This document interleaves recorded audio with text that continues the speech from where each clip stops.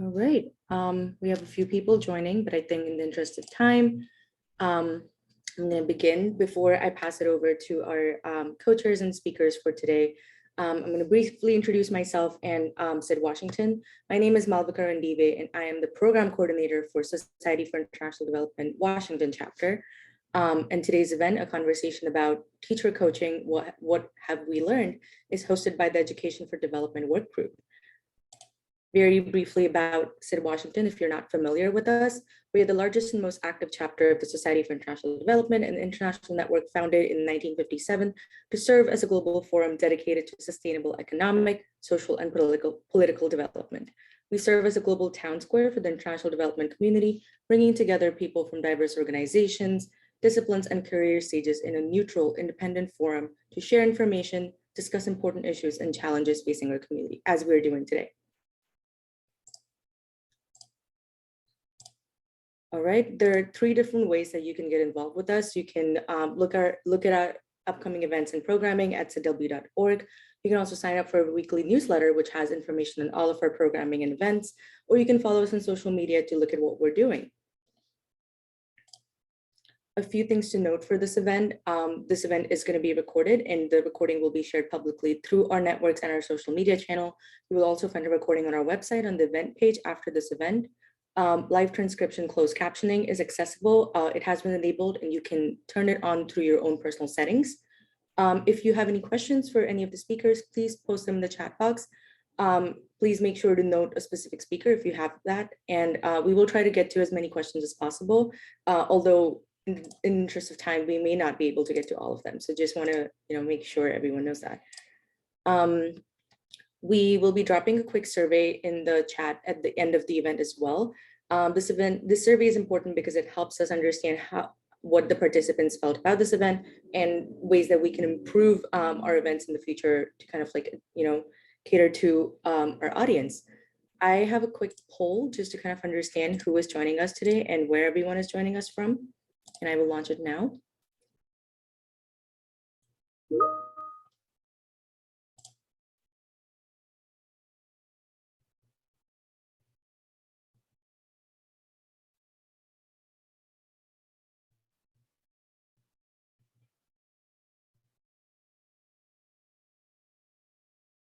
All right. So I do see that a significant number of the audience members are non-members. So welcome to SID Washington and our events. And we hope that you will continue to support and participate with us. Yeah, and thank you for joining us today. And members, welcome back. Oops, sorry about that. Okay, here we go. I'm going to now turn it over to Kara McBride, who is one of our co-chairs for the Education and Development Workgroup. Okay, thank you. So welcome everybody. So glad to have you here. As Malvika said, my name is Kara McBride. I am at World Learning. I'm a senior education specialist there, and I'm one of the 2 co-chairs of the Education for Development Working Group of SID-W. So I'm really glad to have you here. Today's event, as you know, is on coaching, since we keep finding that all of the wonderful changes that we make to education systems necessitate ongoing professional development and support to our teachers. So we wanted to talk about that today. Today's event was originally advertised as 2 hours, but we're keeping it to 1.5 hours. So keep that in mind. And now I would like to pass it over to my co-chair, Elisa Phillips. Hello, everyone. Good morning, good afternoon, good evening, wherever you are. I'm so pleased to see that there's so many people here from all over the country and outside of the US. We definitely strive to be able to include as many people as possible from different some contexts. So it's very pleasing to see that so many of you have joined today. As Kara said, we'll be talking about coaching, and we want to hear from you. This is be an interactive session, so we want to hear your experiences and just to be able to have this be hopefully a more time that is conversational. So without further ado, we have a great panel lined up for you today, a session. So I'm going to start by introducing our moderator. Our moderator is Dr. Jordan Naidu. He was most recently the UNESCO director in Afghanistan, and he retired in the country rep in Afghanistan. He retired in December 2021. And from 2015 to 2019, he was the director of the Division of Education 2030, supporting and coordination in the HQ for UNESCO. He did global coordination of the SDG 4 Education 2030 agenda. Before this, he was a senior education advisor at UNICEF in New York. He worked on strategy and research on equity and innovation in education. And he, having worked also in countries that include Indonesia, Nepal, Ethiopia, Bangladesh, Bolivia, and Haiti, South Africa, and the US, among other countries. He has extensive experience and expertise in policy analysis, evaluation and monitoring, teaching and learning, decentralization, governance, and democratization in education, peace building, and working in fragile contexts and doing education reform. Dr. Naidu received his MEd from the University of Natal in South Africa, and his doctorate from Harvard University. Among other publications, he was the editor of the Community Schools in Africa publication, Reaching the Unreached. I'll hand it over to you, Dr. Naidu, for moderating the session.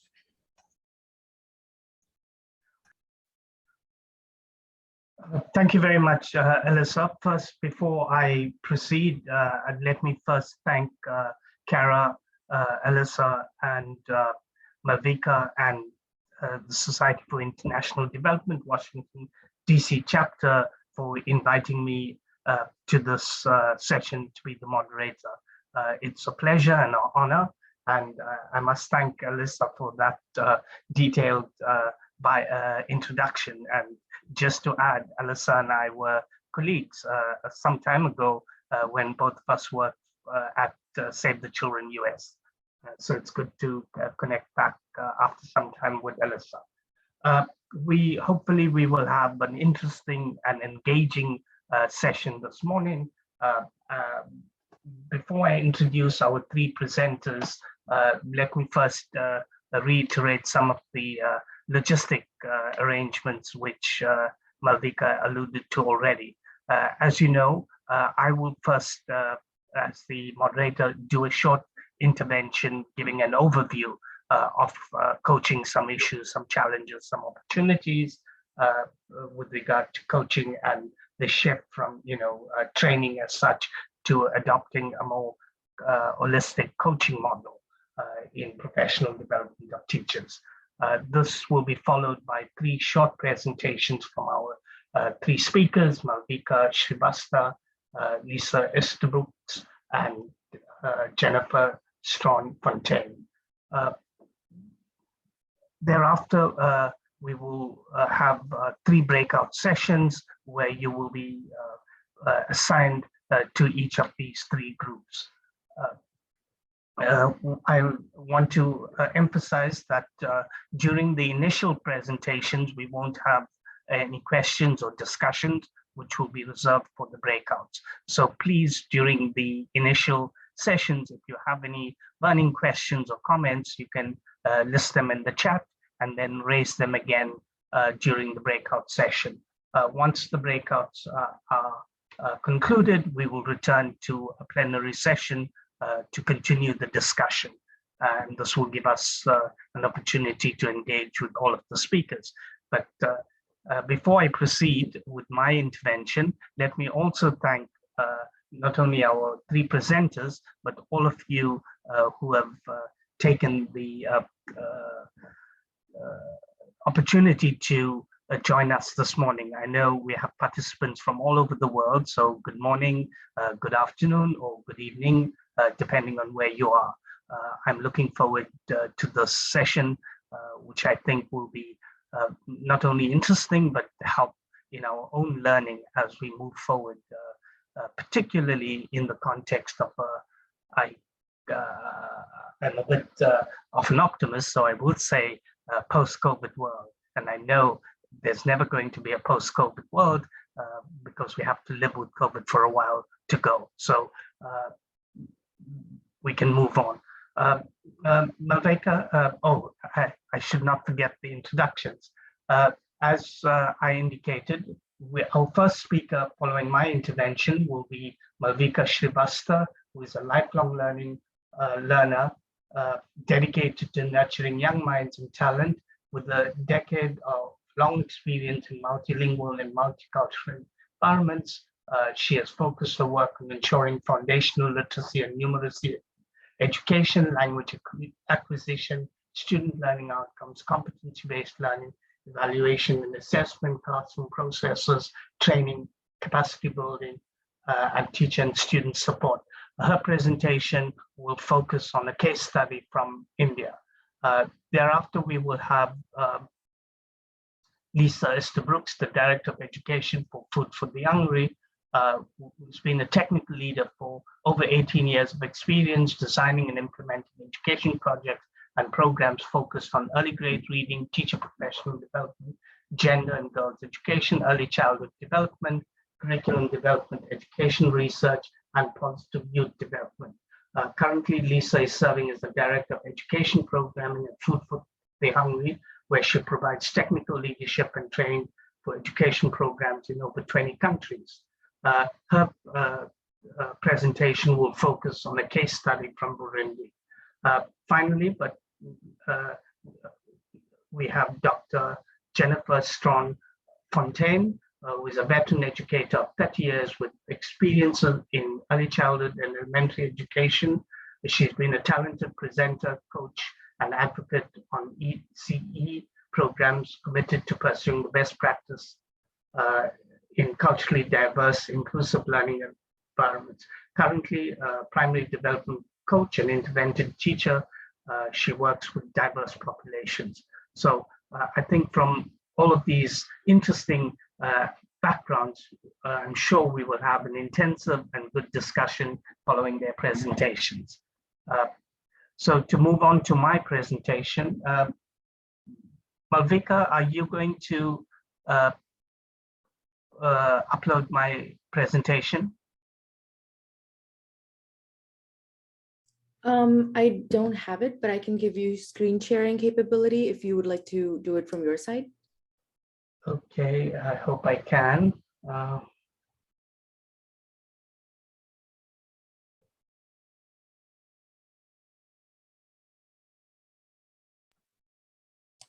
If not, I'll look for it and I can see, I can try as well.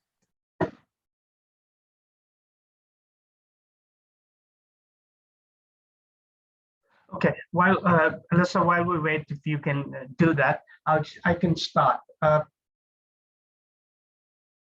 So just to say, you know, as Alyssa pointed out in my bio, I've had wide experience in various contexts. And I think one of my work over the past 40 years almost has been on working with teachers in different ways. And in fact, you know, from my own personal experience, I started out as a teacher a long time ago. Actually, my first appointment, I am South African, was in 1978 in a school in a town outside Johannesburg called Rudaport.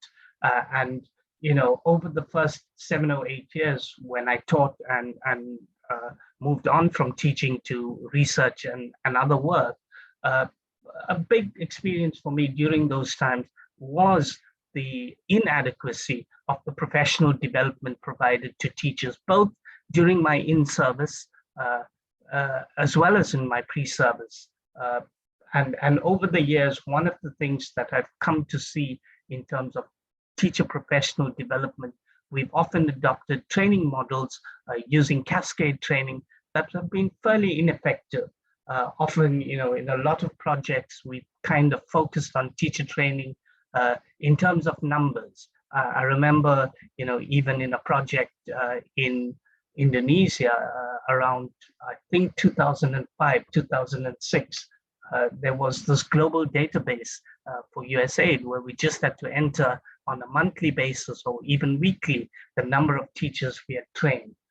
There was little kind of focus on the content of that training and on the outcomes of the training. And I think this is to some extent, there have been much improvements over the past 20 years in the modalities of training, in the outcomes and so on. But in many contexts, we still adopt and use training models based on cascade training, on large scale training that remains ineffective. And I think adopting a coaching model really changes the dynamic. And especially over the past 2 years with the COVID experience, we've seen the importance and value of coaching teachers, especially with the focus on teacher well-being. I have your presentation now. Thanks. Thank you, Alyssa. That's fine.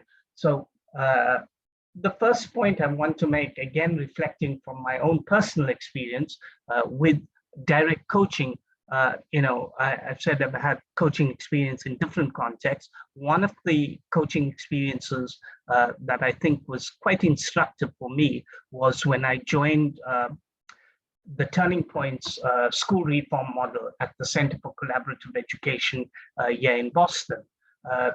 The Turning Points school reform model was a new American schools design that involved coaching at the school level, both working with grade level teachers as well as the leadership team.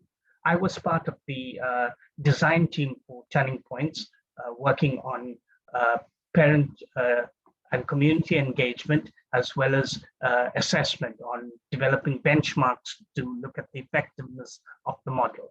However, one of the conditions of being a design team member was that one would fill in at least a semester in the year with coaching in the school. And I visited a school in Roxbury in Boston once a week to work with the leadership team, while a fellow coach worked with the grade level team. This experience really stressed for me the importance of a facilitator working with the school community as equals, recognizing that the coach brings certain talents, certain skills, certain knowledge that the teachers do not have, but at the same time recognizing this where teachers are, recognizing their value, their experience, and their competence, and working together as co-creators of knowledge and skills. So I think that is one of the big differences between a more responsive coaching approach to professional development than the traditional teacher training. And I think this is a big shift. So to move on, I think as I sorry, can you go back? You want me to go back? Yeah, go back, please. I just want to raise one other point. So I think one of the things that I want to stress as well, we think of for schools, for the education sector to be truly effective, we really have to have a culture of learning. What does it mean to really learn? And often we find that we do not learn in a way that's sustainable. So in terms of the coach, I think our three speakers will speak to this role of the coach. And I know our third speaker, Jennifer, will speak about the continuum of coaching, drawing on our own personal experience and the range of interactions that are involved. And for me, one of the important lessons over the years is both the value of having an external coach, but also developing teachers as peer coaches. We can learn from each other on a daily basis. However, we cannot just leave this to chance. We do need a systematic approach to coaching that becomes institutionalized in every school, in every district, in every province or nationally. And I think this is one of the big challenges.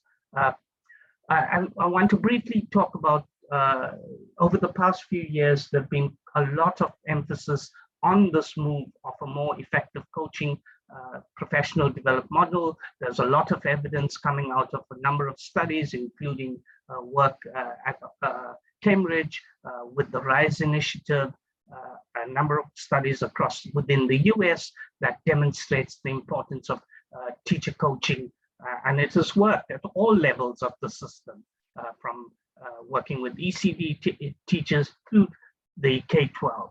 And I think one of the big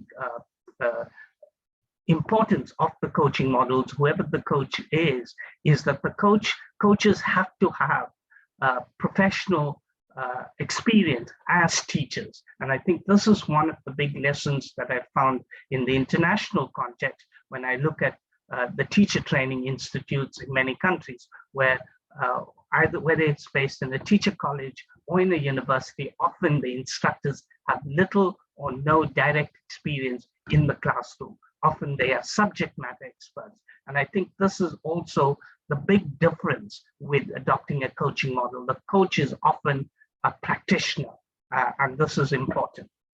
Next slide, please.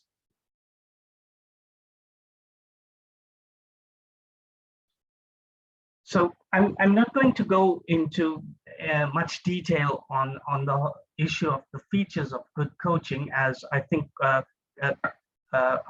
other speakers will cover some of that in their presentations. I think one of the things about good coaching is the coach is an expert, somebody who knows both the content, but also the pedagogical skills needed to have effective learning and teaching, with both the learner and the teacher at the center of the process, and not relegating one or the other as being more important. So I think that's an important point. The second point, I think, of effective coaching, and I think this is really important, is that the sense that there's no one modality for effective learning and teaching. A teacher or a coach needs to have a battery of tools, a battery of skills, a battery of a whole range of knowledge to be effective. When we talk about child-centered learning, I think that's an important concept. But at the same time, there may be, in some contexts, a need for a teacher to be able to use direct instruction. So it's an enabling an environment where a teacher can be both a teacher to instruct, but also a coach. So the coach, an effective coaching is about demonstrating through practice. Another important point, I think, that is really important is the fact that we should not see professional development in isolation. It has to be part of an overall development of an effective education system and an effective school. So this involves many players, whether we look at the district level, involving the supportive mechanisms from subject advisors, from management advisors, involving the community, involving the whole teacher core within a school. So it's about more than just a one-to-one relationship between a coach and a teacher. So this also to see coaching as part of development within a community. And then the last point, and I think this is important, is the fact if schools are to be true learning organizations, learning has to be part of the culture of lifelong learning. And I think this is both for the teacher himself or herself, but also for the coach. So it's important for professional development to be an ongoing process for both actors. Next slide, please. So I think I stress the importance of the lessons we've learned over the past 2 years. And I think one of the big lessons from the past 2 years for all of us, particularly in terms of teaching and learning, and particularly for parents and caregivers and communities, a recognition of the importance of teachers in the learning and teaching process, and a recognition that teaching is an extremely difficult job. Many parents came to recognize fully the challenges that teachers face when they have to, in a way, provide a teaching and learning environment in their own homes. And I think this is re-emphasized the point, I think, that teachers often are left isolated. And we know this to be very true in many of the developing contexts we work in. Sometimes a teacher in a remote rural area would be lucky if he even sees a subject advisor or somebody to provide assistance once in 5 years. And I think it re-emphasized the point that whatever we do to support teachers, teacher well-being has to be at the center of those efforts. And we can come back to the discussion of many of the further learnings that came out of the COVID experience and will continue to help us strengthen the way we work in terms of providing professional development. Last slide, please. Yeah, I'm not going to go through this list of questions, but these were a suggested list of questions that we may come back to during the discussion. I'm sure each of us, our speakers, will speak to some of these questions both in their presentation and then in the breakout groups. While we may focus on these questions, as I already indicated, please do note your own questions in the chat or make a note of it as we go along and raise them again in the discussion. Thank you very much. Now we can move to our first presenter, who is Malvika Shivasta. And as I indicated, Malvika will present based on her experience from a case in India and focusing largely on lessons learned. Thank you, and over to you, Malvika. Thank you, Dr. Naidu, for the lovely introduction. And before I begin, I would like to thank Dr. Cara McBride and Ms. Alisa Phillips for providing me this opportunity to interact with you. Namaste and hello, everyone. They say that if you have one thought and I have one thought and we both exchange, we have two thoughts each. With this line of thought, let us all begin our conversation about teacher coaching, what we have learned. As beautifully presented and elicited by Dr. Jordan, the concept of teacher coaching and teacher well-being are interweaved into one another. The pandemic days have brought forth the importance and the need of teacher well-being throughout the world. Taking care of teachers, taking care of your own self is important so that we can take care of our children and society at large. My case study here would focus upon an organization and its attempt to take care of teacher well-being. Every teacher knows what it is meant to take care of their own self, whether it is mental, physical, or social. However, if we are looking for real, viable, long-term solutions on teacher well-being, it must come from policy as well as organizational level. It is in midst of this pandemic days, an organization in India took up policy transformation and reformation and took up practices and policies for the well-being of teachers. Right from COVID policies to teacher capacity building on compassion building, this organization strived hard to provide its teachers the required, the necessary organizational and structural support. To an extent that teachers could stabilize their functioning and could prove their commitment towards their job.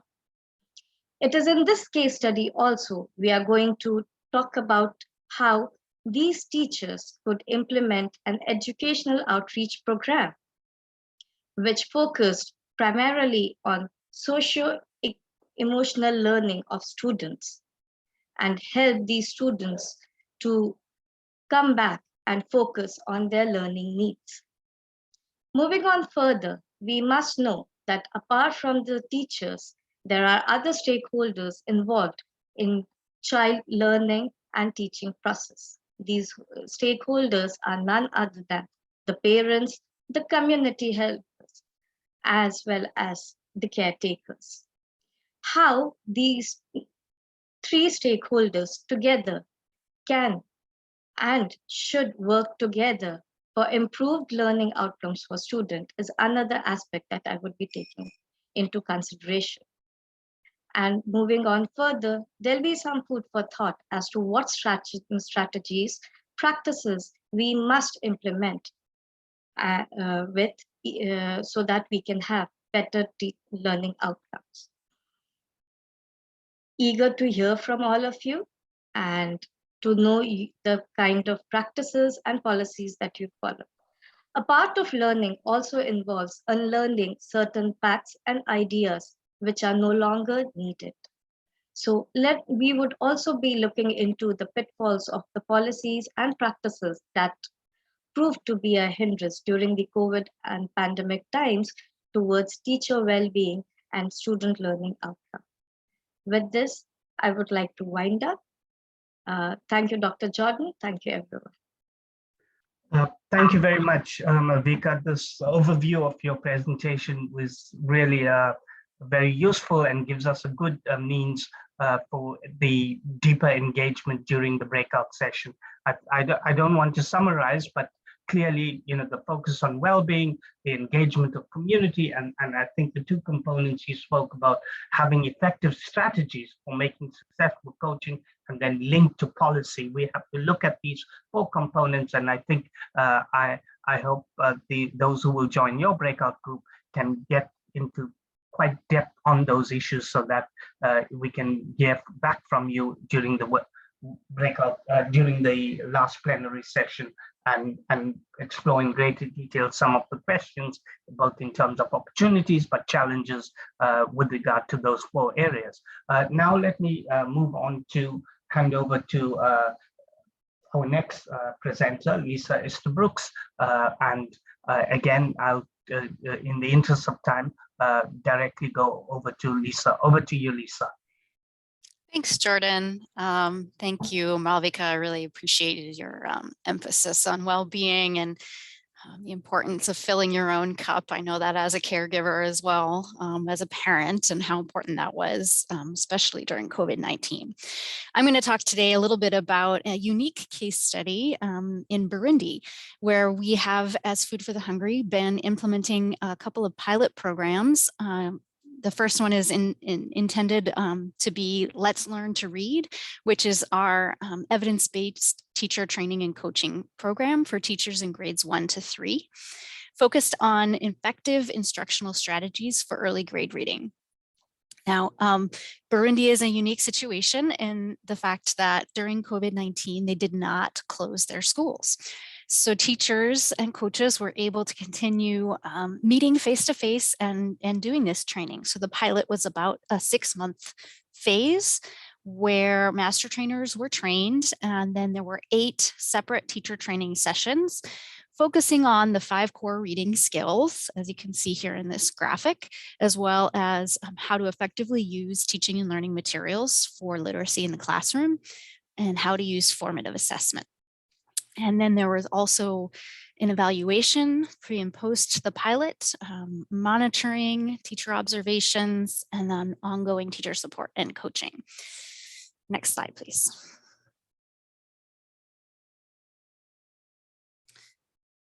So the Burundi case study had 2 phases. You can click next, actually. The pilot phase was where we trained a core of master trainers who are different people from universities, from teacher training, from the Ministry of Education, and then they went and coached and trained 107 teachers in one geographic area. Those master trainers also visited teachers regularly and observed their lessons once per month and provided follow-up support via WhatsApp. And then in phase 2, the teachers that were trained in the pilot phase then become the coaches themselves. And they are now training and coaching new teachers in their own geographic area. And each cohort of teachers essentially receives training and coaching for 1 full school year. And then the initial master trainers from the pilot phase are training, coaching new teachers in new geographic areas. Next slide, please.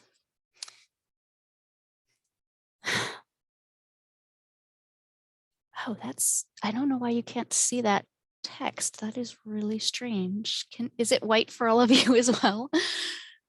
Yes, it's white. It's really weird. Well, I'll just talk about it then. I guess I'll just go right into explaining what the points are on the slide. I don't know what happened there, but I just wanted to talk a little bit about some locally driven solutions that our team in Burundi came up with that were not initially part of the pilot project design. So initially, the master trainers decided that they would visit the classrooms immediately following a teacher training session. So the teachers have the opportunity to immediately implement some of the strategies and receive that quick, immediate feedback in their classroom. So that was initially not something that was part of the design, but it is enabling them to reinforce the practices that they learned in the training sessions. Secondly, each teacher group was assigned a mentor or a coach among the group of master trainers that regularly built relationships and followed up via WhatsApp group conversations. And I'll share a little bit about those next. So this is building relationships and peer collaboration, which we know has been shown to positively impact teacher well-being, job satisfaction, and self-efficacy. And then thirdly, the Ministry of Education and master trainers also insisted on providing textbooks for each child in the Let's Learn to Read classrooms. Prior to the intervention, these classrooms had 50 to 60 children and maybe about 5 books on average. And these textbooks have multiple stories within them and opportunities for the children to practice. And so I think that was a really key element of success. Next slide, please. Okay, here are a couple of examples of the WhatsApp message groups. So we had push and pull messages. So in the WhatsApp group, this one, the teacher says to the group, please remind me how to build a word stair, which is a particular strategy that we used on phonemic awareness in the training. Do not remember very well how to pass from one word to the next in the staircase. And notice the master trainer doesn't just give the answer. He says, let us see in the group if someone in the group can remember. Can another teacher help him? And then another teacher does give a little explanation about how we use the word stairs. And then the master trainer reinforces that, says, yes, very good. We also said that we have to come up with good word stair starters. So next. So this is an example of more of a push message or a nudge that our master trainer sent out. Many of us had trouble using inferential questions and evaluative questions. Like those are strategies for comprehension. Let me see if you have practiced that skill well. Using the text, The Old Woman and the Witch Doctor, in your teacher guidebooks, send me evaluative questions and an inferential question. And so one teacher responds with an inferential and one evaluative question. He says, very good, I want someone else to try.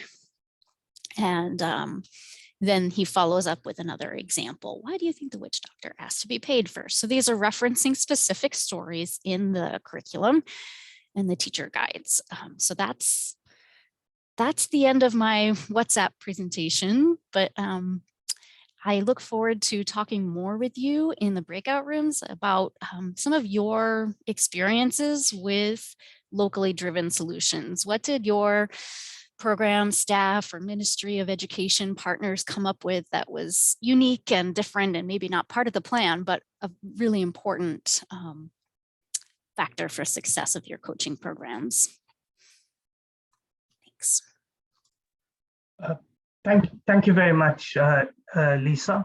I think, again, I won't go into any kind of summary, but just to emphasize, I think, Lisa, thank you for the very detailed way, details that you provided on the case study. And I think one interesting point was the use of WhatsApp and so on. And I think it as part of our later discussion, we can talk about how technology has changed and provides more opportunities for maintaining this kind of direct contact, even if it's in a virtual way. Because one of the big things, failures of the cascade models and so on, has been the lack of follow-up and the ongoing support at the chalk face, or now to use at the computer and so on. And these new opportunities enable us to be able to provide that continuous support rather than these trainings being one-off. So it will be interesting to look at the discussion, because there's both positives, but what are some of the kind of unintended negative outcomes, and how do we mitigate for that? I think that's an interesting question which you could look at later. But thanks a lot. It takes us coming at it from another angle. So great. And now finally to Dr. Jennifer Strawn-Fontaine, who will, I think, provide a different take, particularly from the perspective of a coach who's been doing coaching for more than 30 years. So over to you, Dr. Jennifer Strawn.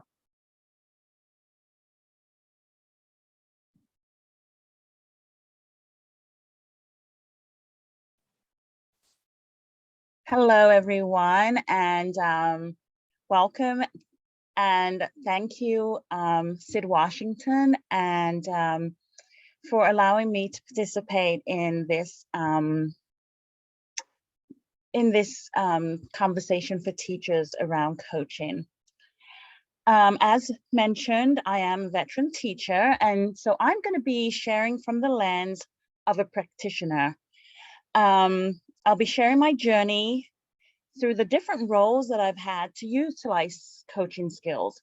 And that has been through working with the Early Reading First initiative in our district, working as a preschool special education itinerant consultant, working with MSDE, with equity for those families who could not access Head Start, as well as my research assistant role as a targeted reading intervention. There are a couple more things, other coaching experiences that I will get into more in our breakout session, but through the thread that ran through all of those roles was equitable practices, because that's how I really see coaching. One of a coach's role is so that more teachers can get access to quality education, and more students can get better teachers access so that they can access high quality education. One of the things that I've learned as going through as a coach is that coaching is a continuum. There's soft coaching and there's hard coaching, but the goal is to have the balance, because we want to be sure, as Jordan mentioned, that a teacher has a voice in the process of her learning and in the process of her accessing the skills, with, of course, the coach knowing what the outcome should be for the students, but really helping the coach think about her practice and think about his or her thinking. I'm just going to give you like a soundbite of what my breakout discussion will be. And I just have 2 quotes to think about.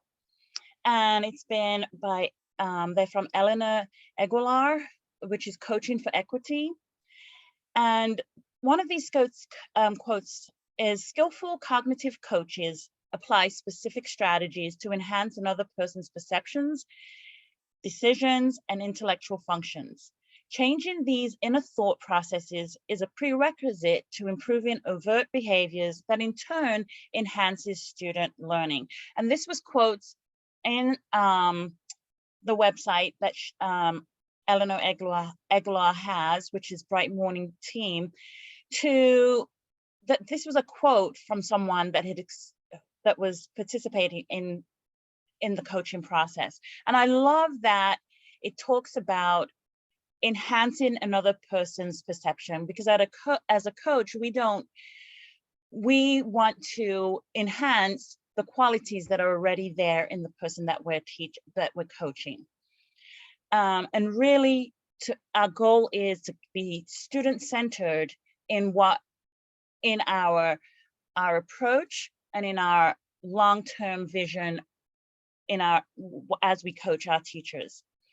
The next quote that I have is, "Masterful coaches inspire people by helping them recognize the previously unseen possibilities that lay embedded in their existing circumstances." And just to emphasize there that as a coach, you are enhancing what is already there as a teacher, helping them to see themselves as an instructor that is able to meet all the needs of the diverse students that we work with. Just to conclude, many of the coaching that I have done has been embedded, which is one of the best ways, as it was mentioned earlier. It's not give a PD and hope that everybody remembers. And research has shown about 10% or less people remember what they actually heard from a professional development seminar, but really providing embedding coaching for teachers so that their practice can be enhanced to meet all students. So that is my summary of what I will be presenting today around. Thank you very much, Jennifer. That's been very interesting. And before I hand over to Malvika Randeep to walk us through the breakouts and how that will be organized, let me just emphasize a couple of points that Jennifer made, which I think will be critical for both each of the workout discussions, but when we come back. I think, Jennifer, I was really impressed by the fact that you highlighted this point about equitable practice and putting teacher voice at the center. This is quite important, I think, because for me, the coaching relationship is one about trust and mutual respect. And I want to recall even during the 90s, during the EFA decade, and working with a colleague from Mauritius, Vinay Chinnappa, who really stressed and made an impression on me when he said, we as international development workers, we have to move away from this concept of professional development, and we should rather use the term professional sharing, because teachers have capacities, even local communities have capacities, and we need to see this as sharing the knowledge that each other has, because in one area may have greater skill and knowledge, but in another, the person who, even an illiterate farmer, has greater knowledge. So we have to see this, and I think this coaching really changes the dynamic of how we view professional development. So for me, I think that was an important point that you made, and I hope that will be picked up in the breakouts. One point before handing over to Malvika Randeep for the directions on the breakout, we do have a lot of time left, so that's a good thing. I think the breakouts are 15 minutes and then each running in parallel, so we will have almost 20 minutes for our discussion later. Just to also say, since we have a small group, I think you can engage in very in-depth discussions in each of the breakouts. And I hope that there won't be too much time spent on trying to get a volunteer for the report back, because we won't put further pressure on our presenters, but I hope one of the breakout participants can do the report back. So I encourage those of our colleagues in each of the breakouts to volunteer to be a session report back. Thank you. Over to you, Malvika, for the directions on the breakouts. Thanks, Jordan. So I'm going to randomly assign breakout rooms to everyone who is a participant. For the speakers, Jennifer, Lisa, and Malvika, you have been assigned a room each, and so you will be directly guided to your rooms. And for our co-chairs and Jordan, Alyssa, Kara, and Jordan, You will also have rooms assigned, but if you wish to kind of, and this is only for Alyssa, Kara, and Jordan, if you wish to transfer to a different room, you can just leave that breakout room and come back to the main session, and I will kind of assign you a different room whenever you're ready to do that. And yeah, and if everyone is ready, I can open up the breakout rooms now.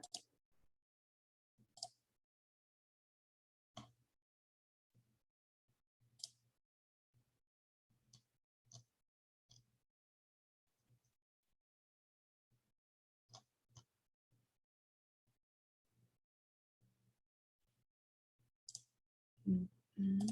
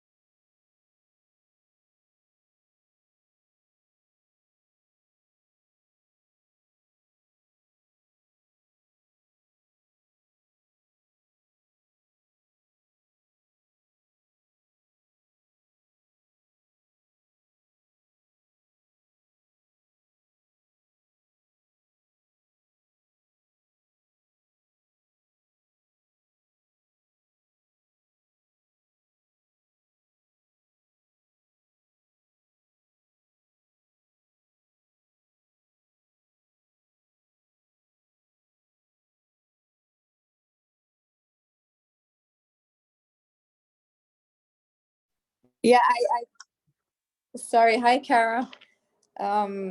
We were still talking, actually, sharing experiences, and some of the things that were mentioned, I think that is relevant to all our context is this idea of there's the focus on teacher well-being. There's the relationship between the teachers and the coaches, the role of the coaches.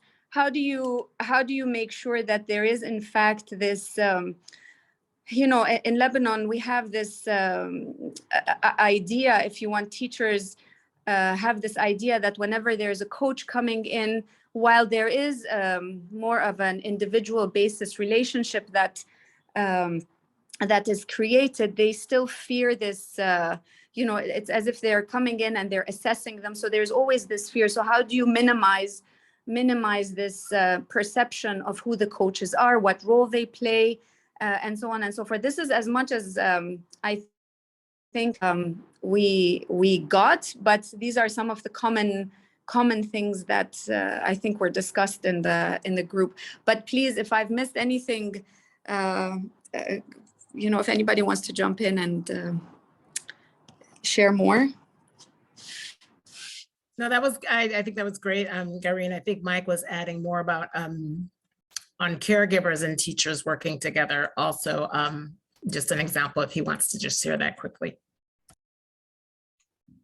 Sure. Yeah, I was just mentioning how in Rwanda during COVID, we really saw in our programs the ability to sort of use teachers to go house to house and lend books to students. But one of the ways that was also really important was kind of teachers being able to have a lot of close interaction with parents, and then kind of incorporating parents to really be able to work with students more closely when it comes to reading and kind of the books that were being swapped around and things like that. So we saw some positive gains as a result of that, and it was really neat. Thank you. I think that's all from the group here, Jordan. Thank you very much. That's quite interesting. And from the group that I was on, I can already see some of the parallel discussion or similar discussions taking place. So this is, I think, in some ways illustrates that most of us are on the same page around this. So to the next group, I think we can go to, we'll go in the same order, perhaps Lisa's group, if Vinod wants to present. Yeah, Vinod, can you share what we talked about? Oh, sure. So learning upgrades working with Afghan refugees around the world and with an NGO called Focus Humanitarian Assistance. And our big challenge has been training the facilitators or coaches that are working with the students because of the scale. We went from 500 to 5,000 refugees, and we're trying to go to 50,000 refugees and trying to get coaches trained. So I think what we were talking about, building on what Lisa said in the big group, is we're using video conferencing, Zoom and WhatsApp, and we're using both synchronous WhatsApp training where everyone's on at the same time, all the facilitators, or asynchronous. We're also including the students in groups of 50 in WhatsApp. So they're learning communities and the students are talking to the coaches and each other. And what we've learned is, number one, the size of WhatsApp groups is really important. When you have 50, it sort of works. If you have 200, it definitely doesn't work. And number two, having face-to-face at least once a month to connect. We were telling stories about how facilitators would have their children and their spouses, and we're all talking and being translated from Dari to English. You need a connection. And the third thing we were talking about is, as you scale up, I think the real problem isn't the facilitators learning, it's us training. It's so hard to train using WhatsApp text. If people don't have the technology or you can't get face-to-face, boy, training just text alone for us, especially after a certain age, it's not so easy. Yeah, thanks, Vinod. We also talked a little bit about how you build those relationships in a virtual environment, right? Those feelings of trust and mutual support. And that's a challenge as well. We went into a little bit about family and community support, but didn't get too far there. Thank you, Lisa and Vinod. That was a very good summary of the presentation. Just one more point to add from Mary, who was in our breakout group but had to leave. Mary is based in Uganda. She raised the question, and I think this links to part of what Vinod discussed. She raised the question of the challenge of resources, because how do you move from a cascade model to ongoing support, because many countries systems just cannot afford one-to-one coaching at scale. And this was one of the discussions, and I think, Vinod, we said, using technology provides an opportunity to create communities of practice and different ways of providing ongoing support. We can come back to that question, but I think that was quite critical, and I'm glad Vinod raised the issue of scale, which has always been my big sort of interest. And to the third group and Jennifer's group. Yes, we didn't get through get to the questions, but I don't know if someone from my group would want to share, because I didn't see everybody's name. I know Kara was there and Larry had a question and he was there. I can give you a bit of a summary. It'd be interesting for you to hear sort of what I took away from it, but Jennifer was sharing with us different coaching situations that she's worked in, and how they were structured and so forth. So for example, in some of her earlier days of her career, being an early reading first mentor, it was a combination of support of the school corporation and Georgetown University. It was part of a study. It was supported in very many ways, which I think must be one of the reasons she's such an amazing coach, if she had an experience like that early in her career. And then she talked about another coaching situation where she would go from preschool to preschool or kindergarten to kindergarten and make sure that the teachers were implementing the IEPs for the students. And very interesting point that she made there, that she couldn't just go and say, here's your tool that you will use and I've saved you time. But instead, really, the coaching piece was to work with the teacher so that they took ownership of it. It made sense to them, and only then did it really do, what it needed to do. And then she also talked about another great setup where, again, there was support from a grant and a lot of great coordination, and they were working with teachers in rural United States. And this was pre-Zoom days, but they were using Skype. So that's just very fascinating to me of how they were able to combine virtual and then sometimes in-person coaching. And it sounded like that was even a better program in terms of, she just saw no cons in terms of how that was set up. So very rich examples. Thank you for that. Thank you.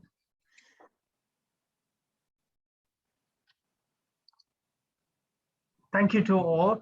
I think the breakout groups, and I know from our breakout group, was quite interesting. I know we have small groups, but I think it was an opportunity to go in further depth. Before I do a short summary, I think it would be good, since we have about 9 minutes left, my summary will just take 2 minutes. We could go back to some of the initial questions. And one of the questions, I know in this most recent discussion, there was a lot to talk. And I'm glad Kara and Jennifer's group, you raised this question about the combination of, because Vinod spoke about face-to-face. When he spoke about face-to-face, it was about virtual face-to-face versus, the WhatsApp text versus a Zoom call where you could see each other. But I think with Jennifer's example was this blended kind of coaching that involved some Skype, but also some in-person direct coaching. And I think, as we move from this past 2 years of COVID, I think almost all models will move to this kind of blended coaching professional development, where even, the most, I think, well-resourced districts will kind of look at the value of doing this, creating these community of practice. Even if you have one face-to-face per quarter or per semester, you could meet weekly, through virtual interactions. So I think that's an interesting thing. So based on that, does anybody want to reflect on what was the biggest sort of learning from the COVID experience in relation to professional development, in relation to coaching? And this is for the group as a whole. Any volunteers?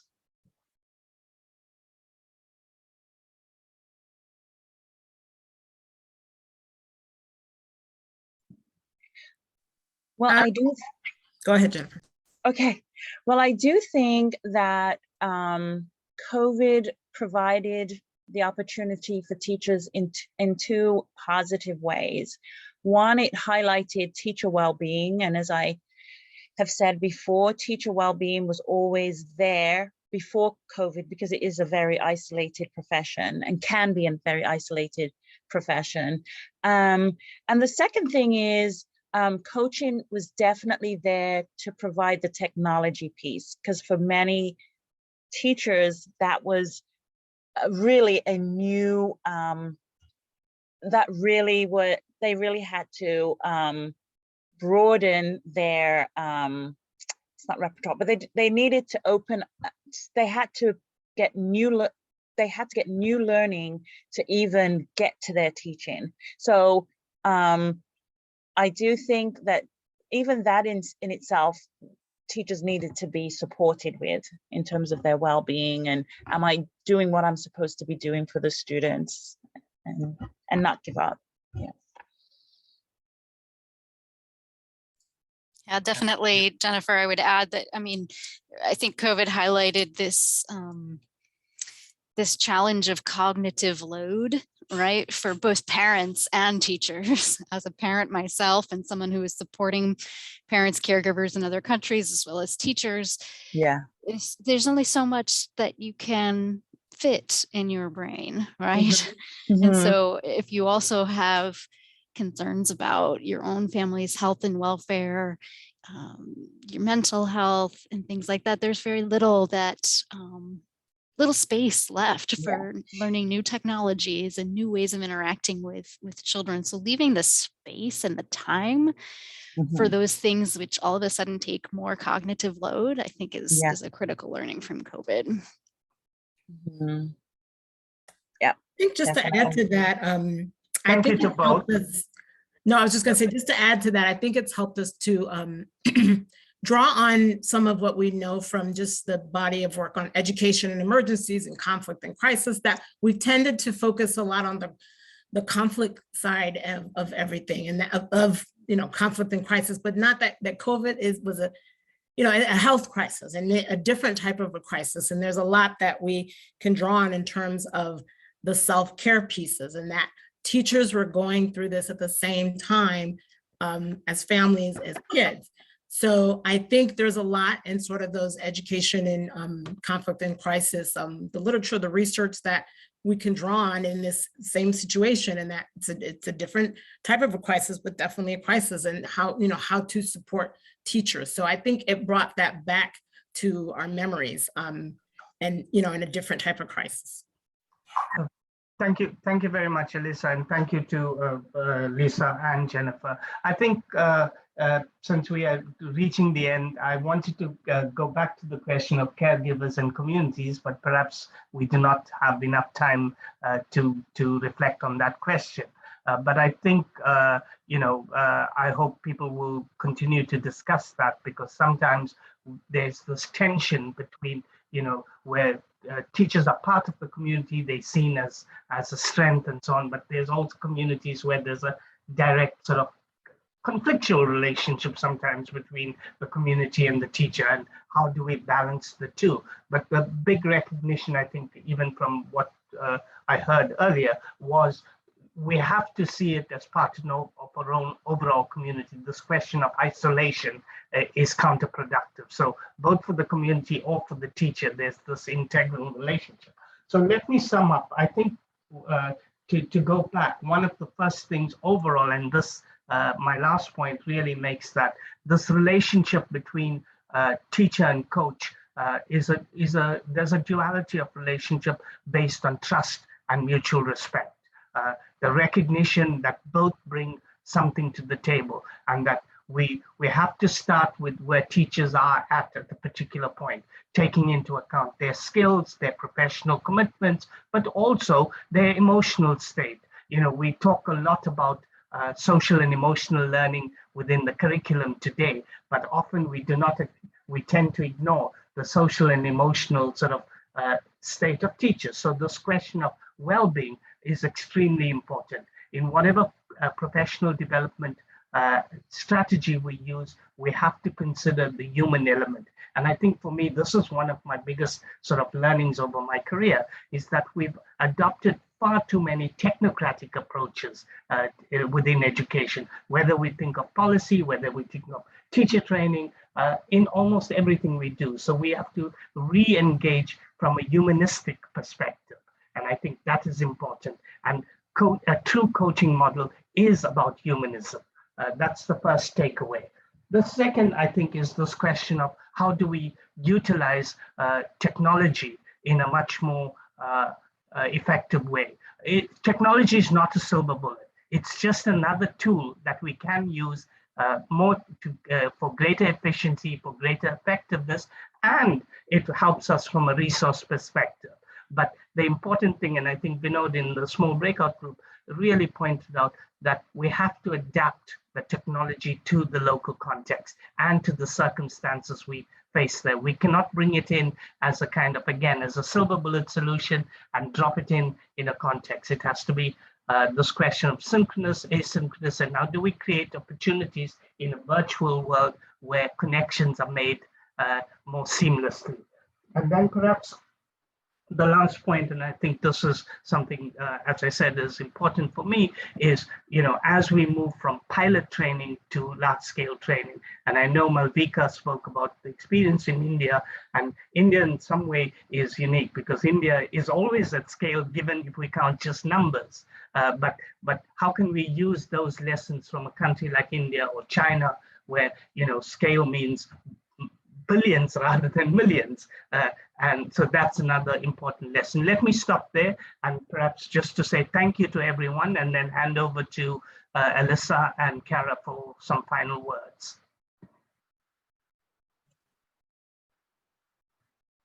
Well, I would just like to thank everybody. The panelists were really wonderful, and also thank you so much, participants. Learned a lot from you, and I really appreciated this sharing opportunity. I know that Malvika has left already a little bit up in the chat link for the survey.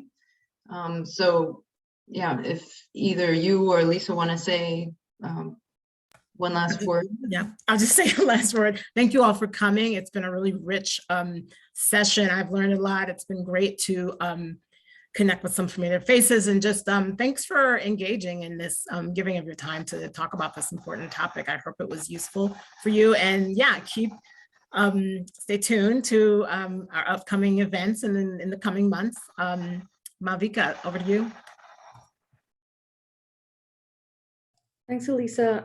As Kara mentioned, please make sure you get a chance to fill in our survey. And thank you to all the speakers, Jordan for moderating, Kara and Alyssa for putting this panel together, and thank you all for attending. Yeah, thanks. So click on the link of the survey before closing the call. Yes. Thank you very much. Thank you, Thank you, everyone. Thank you, everyone. Bye. Thank you. Thank Bye. you, everyone. Bye-bye.